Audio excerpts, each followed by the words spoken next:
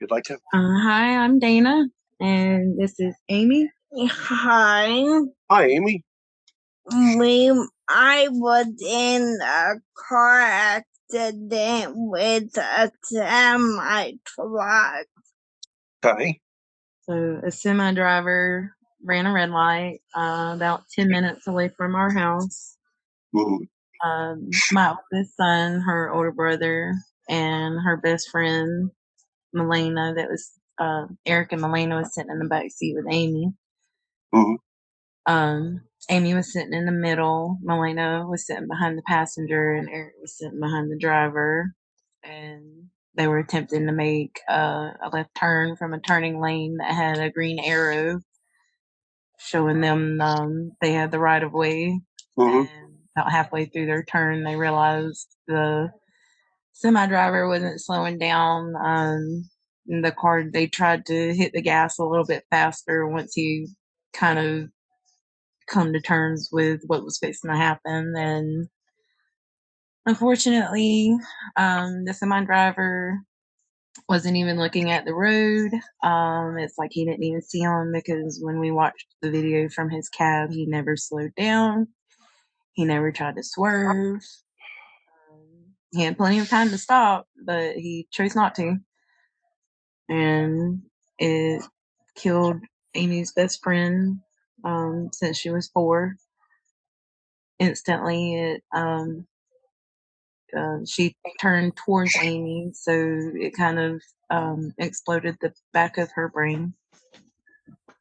And the back seat that Amy was sitting in, she had her seatbelt on, and it actually ripped the door off of the back of the car. It was still stuck to the front of the semi, and the back seat was pushed into the area where the trunk should have been, and Amy was still attached to the seat by the seatbelt. Um, well, the boy that was sitting in the front passenger seat actually called my other son to let me know that they had been in a car accident. So I grabbed my keys and put my shoes on, and we drove to where they said they was. And the boy, when he called, he had not prepared me for what I was about to see. I was, kind of half expecting a minor accident. He didn't say anybody was hurt, or he all he said was that they were in an accident, and I drove straight there. They hadn't been gone from the house more than 10 minutes. They were supposed to go to Walmart to buy a basketball. Something had happened to the basketball here at the house, and they were going to go buy one to play in the front yard. So when I got to the scene, there were ambulances all backed up to the car, and they wouldn't let me close to the vehicle, and they couldn't tell me what was going on. The only thing I could gather was that all 3 of the boys that were in the car were okay, but neither one of the girls had ID on them, and they couldn't tell me anything other than somebody had deceased. But the way they said it, they said somebody was deceased in transport. So in my mind, I'm thinking, they're trying to revive somebody, whoever it is, they're trying to revive somebody on the way to the hospital. They wouldn't let me drive away from the scene of the accident because I was so emotionally distraught. So I actually had to call my dad and wait for him to come pick me up. And in the meantime, while I was waiting for him to come pick me up, I had to call Melena's mother to let her know that Melena had been in a car accident, and they wouldn't tell me anything that was going on. So we met at the hospital, and um, right away they told her that they couldn't figure out where her daughter was. Um, and they put us in a waiting room.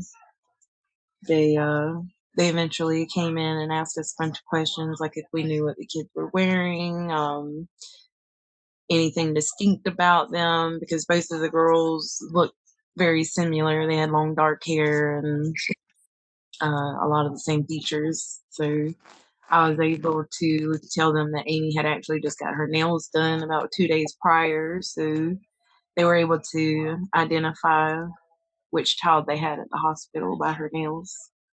And when they come and got me to let me know that they were taking me to see Eric first because Eric was unconscious when everybody arrived at the vehicle, and he woke up in the ambulance and has no memory of that day. He doesn't know what happened. He had a concussion, a pretty bad concussion, but he was overall no other injuries. So they then, after I made sure he was okay, they took me up to the fourth floor to the trauma unit and let me know that I was fixing to see Amy, and they prepared me that she was pretty bad. So they let me go in, and she had uh, she had been ventilated. She had the thing coming out of her mouth, um,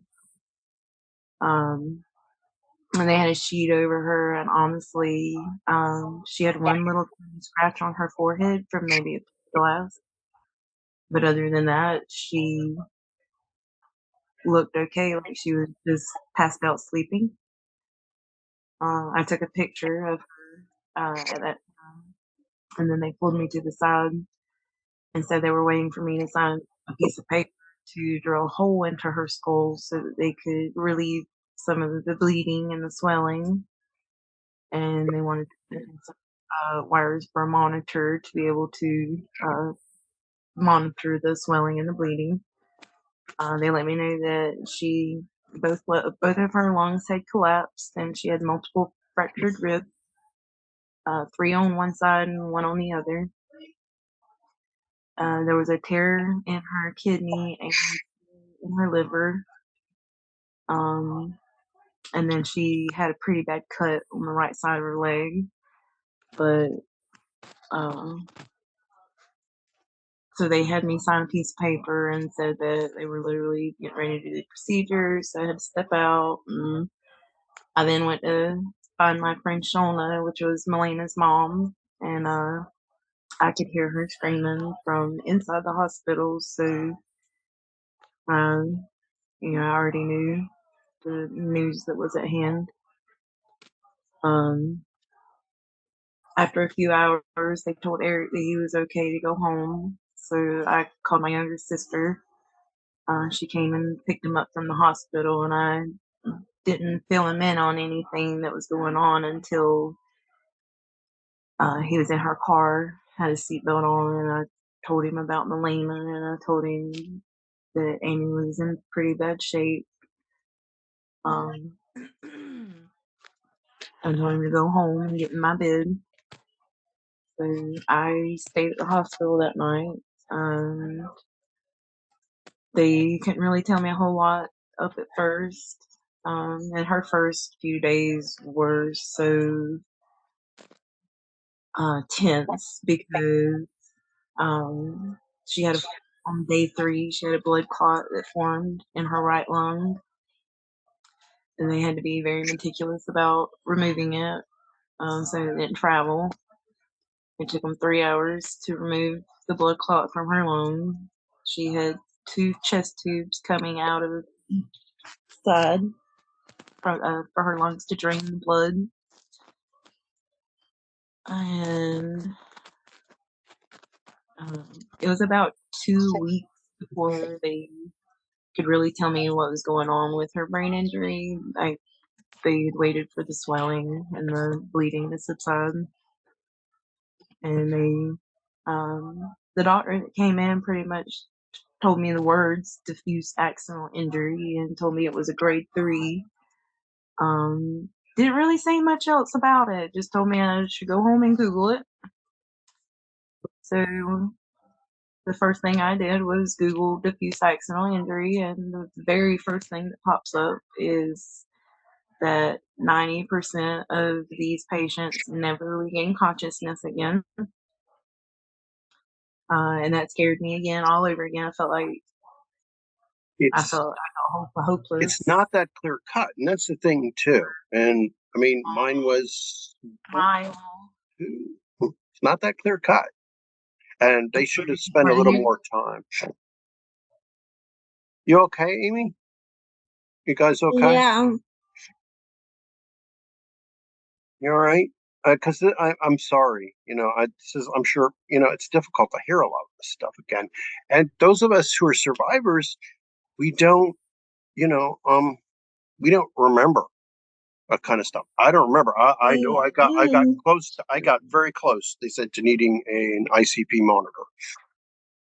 They said if I hadn't started to show a little more aggressively waking up, they said I was within a couple hours of needing one. So, and she I was have no memory unconscious at for all. 5 weeks. And you have no memory, do you, Amy? You don't remember any of it, do you? No, in fact, the No, me accident either. happened in 21, and when she was first able to talk again, she asked us if the year was 2020. Yeah, like I thought I kept asking my dad the same question. I was like, I got to take my tests. I got to take finals. I got to take the finals. I said again, again, and again, and again. It just wouldn't stick. Nothing stuck. And it's like I had no memory. And he was the one who had to deal with all the pain and the difficulties. I had no memories. It didn't, it really didn't sink in until much later. And so it's the survivors, it's the families, it's the caregivers. It's not us. And another It's the thing is, caretakers that she turned 16 while she was in a coma. So when she did become conscious, it was very hard to convince her that she was no longer 15 years old. and uh, yeah, And she would ask the same question about every 10 minutes. yep, uh-huh. I asked my dad the It same was question. He really just told hard me when go to sleep. she, He just told me go to sleep, Mark. Go to sleep. Go to bed. Go to bed. Go to bed. Watch TV. Go um, to bed. the hardest part was when she would ask about Milena, and I would have to tell Uh, her the whole story about what happened, um, and we would go over the whole thing, and then she would feel guilty because she couldn't cry, and then 10 minutes later she would ask me again, "Where's Milena?" okay, it's just it's complicated. The signals, not. Correct. And Um, then the they said the communication train between them, has come off the track. right? As in, there's a maybe a bridge is out would be a good way of putting it out. Okay, Yeah, but it's yeah. It would be yeah, exactly. The train not being a quite make it. Um, yeah, it it's took a complicated. detour. Yes, right. It did, and that's why this channel is called that. But anyway, I'm I'm sorry. I mean, that's something I can't even imagine the pain of that, having lost somebody been close to for that long. Um, yeah. So, oh, and you as mom, um, it's like you're the one who had to deal with the agony. It's like we as survivors, we sleep through it. We don't remember it. We can't form memories. So we're kind of shielded against a lot of these pains, at least for a while. The old Sleeping Beauty kind of thing. Um, You can't worry about it if you don't realize it's going on. right. But our caretakers bear the brunt of and that's always kind of a challenge. That's one of the things I'm hoping you can help shed some light on for caretakers, things they can do. That's part of why I'm glad to have you on board also. Amy's perspective is unique because she's young and she's gone through a lot as a young survivor, and she'll understand things like that. But you bring understanding as caretaker and things that I don't understand because I'm a survivor. I'm not a caretaker. They Do what we gave her a can to lot get. of hope too, for the simple fact that she is so young and her brain is still developing. Forgive me for saying it's complicated. The recovery profile will happen for the rest of her days. She will recover till the day they throw dirt. But the recovery profile is more like this. Yeah, Like that. definitely. So, But she will recover for the rest of her life. There will be I, days she goes forward, days she goes back. There will be weeks she goes forward, there will be weeks she goes back. There will be months and even years she goes forward and I've back. I went over the ranchero levels Ah, how many yes. times. I have a video about that. And Yes. when she came home, she was a 3, Mhm. and she got up to like 5 or 6. And Uh-huh. some days she's over 6, and then other days she goes back down to 5. Yes. And that is not unusual. And if she gets sick, if she has an infection or something, she may drop back. Um, Yeah. so that's normal. All of that is normal. All right. So I just want to thank you guys, and we'll be like getting into other things. I mean, is there something that you would like to focus on, or something you'd like to talk about other than just a good dynamic the two of you guys have between you? Something you feel should be, like Amy? Um, Yes. did you have double vision? Um, I am. I only have 7%. I am legally blind in my right eye. So, and I have been since I was born. So I can't have double vision because I don't get enough information out of my right eye to have it. So I can't Right. really don't get anything out of my right eye. So I'm kind of blind in my right eye. So I can't have double vision because of the because of the problems with this eye. So if I'd had Oh, a normal vision in both eyes, I probably would have, but I can't see out of my right eye. So, and I never could, even as a baby. I had like see? 7% or less. So I couldn't have had double. Also, we have our Facebook Detours group. Don't forget. And we hope to see you soon. Bye. Thank you. Bye. Bye. Bye.